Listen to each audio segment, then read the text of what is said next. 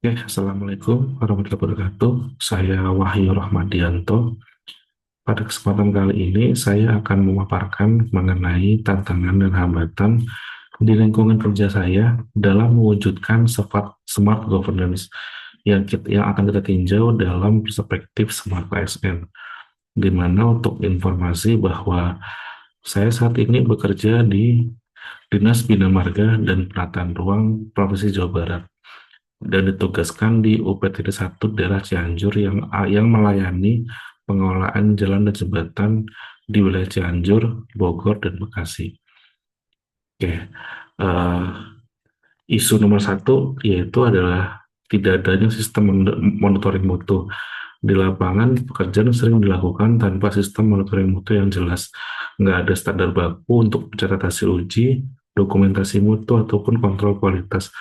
Ini akan memberikan dampak yang sangat besar, yaitu bahwa pekerjaan bisa tidak sesuai dengan spesifikasi, sulit dievaluasi, dan risiko gagal teknis.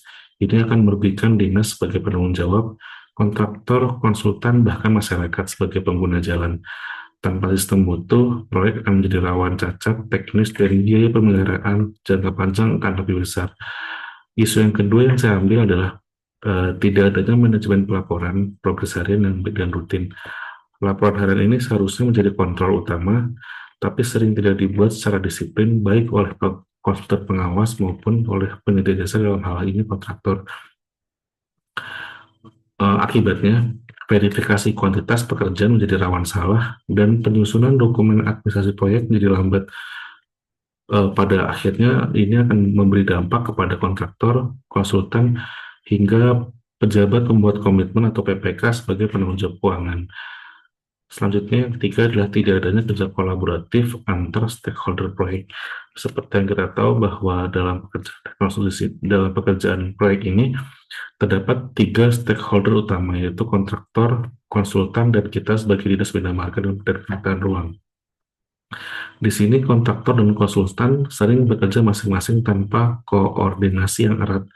Laporan disusun dengan format yang berbeda, komunikasi jarang dilakukan secara frontal, dan keputusan teknis sering tidak sinkron. Akibatnya, data proyek bisa saling bertentangan dan memperlambat proses validasi. Jika terus dibiarkan, kondisi ini akan menimbulkan konflik antara pihak dan akan menurunkan kualitas kerja. Kita sebagai stakeholder utama, yaitu Dinas Bina Marga, tentu akan menjadi beban untuk kita dalam menyatukan perbedaan ini. Selanjutnya, isu keempat yang saya ambil adalah bahwa minimnya pemanfaatan teknologi informasi dalam manajemen proyek. Meskipun teknologi digital sudah banyak tersedia, namun di sini pelaporan proyek itu secara major masih dilakukan secara manual. Laporan Excel, pengiriman lewat WhatsApp, atau pengumpulan dokumen fisik, ini masih menjadi kebiasaan. Ini membuat informasi kadang tidak akurat, sering terlambat, dan tidak real time.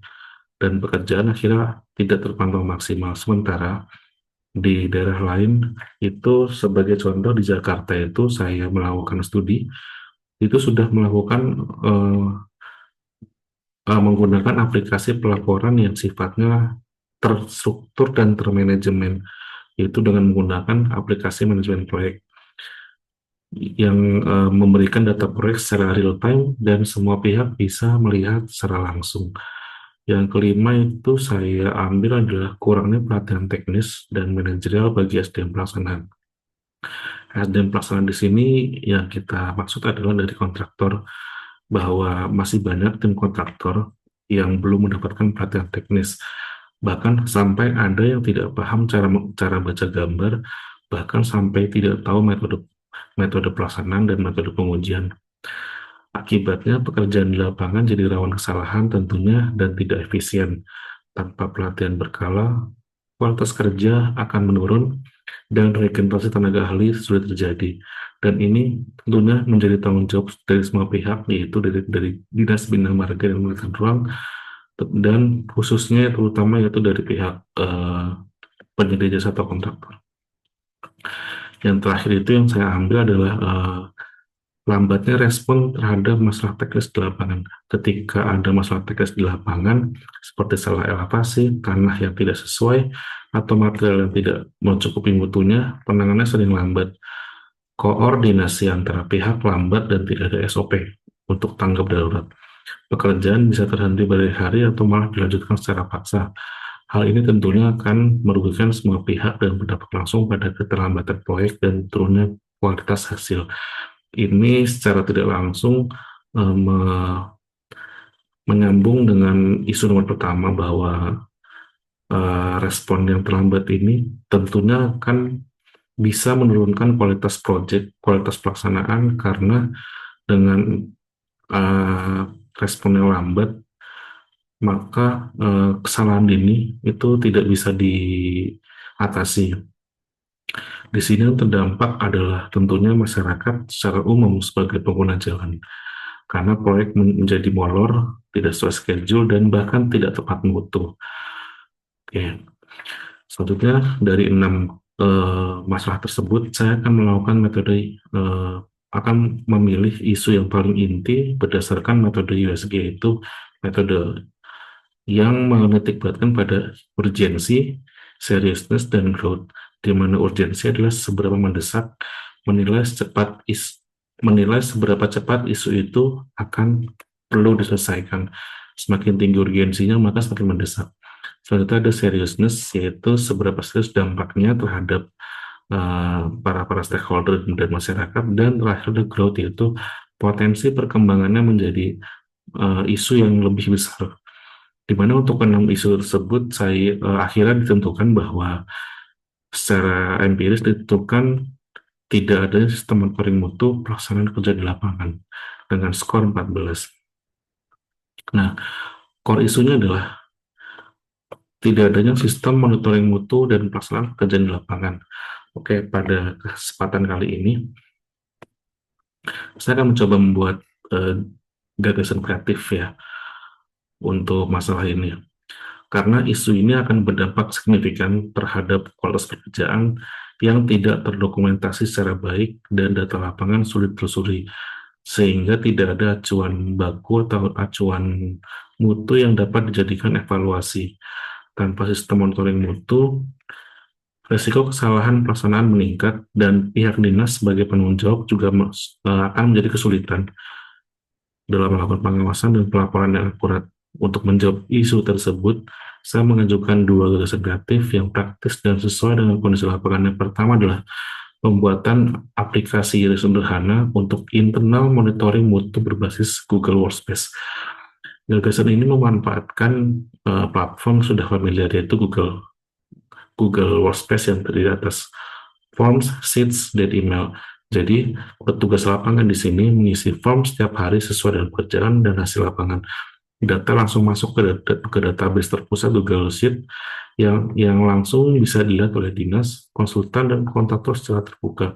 Selain itu, sistem ini bisa dikembangkan untuk mengirim notifikasi otomatis jika terjadi deviasi mutu. Ini merupakan solusi yang hemat biaya karena server langsung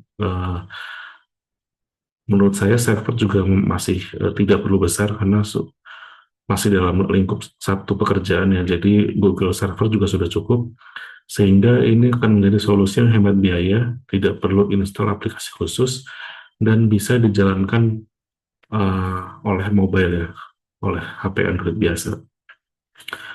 Selanjutnya yang kedua adalah penetapan kartu kendali mutu harian berbasis checklist manual.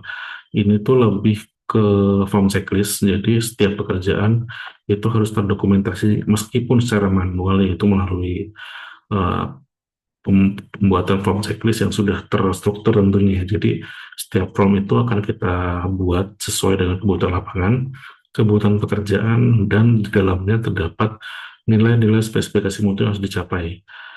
Formatnya kita buat seringkas mungkin, dan checklist ini harus diisi setiap hari dan ditandatangani oleh stakeholder terkait yang standby.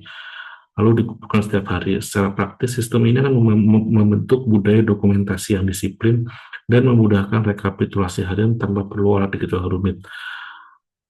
Namun, tentu akan ada kelemahan pada pada gagasan nomor dua karena kita terbiasa memang di zaman canggih ini kita terbiasa mendokumentasikan apapun itu melalui handphone ya. Jadi untuk pendekatan secara manual ini dirasa masih cukup tidak efektif bagi tim lapangan, tapi tetap akan saya coba untuk jadikan gagasan kreatif. Dengan kombinasi dua pendekatan ini, digital dan manual, saya harap monitoring mutu bisa lebih terstruktur, transparan, dan dapat ditindaklanjuti dengan cepat, serta cepat, akurat oleh semua pihak yang terlibat. Oke, pada dasarnya memang isu yang saya ambil itu mengenai mutu lapangan itu adalah isu yang sangat krusial karena di sini melibatkan mutu pekerjaan, di mana mutu adalah pekerjaan yang krusial karena hasil akhirnya ini akan dinikmati oleh masyarakat. Jika hasil akhirnya tidak sesuai dengan mutu, pada akhirnya kita gagal untuk berkontribusi sebagai ASN dalam melayani masyarakat. Terima kasih atas waktunya. Saya ucapkan wassalamualaikum warahmatullahi wabarakatuh.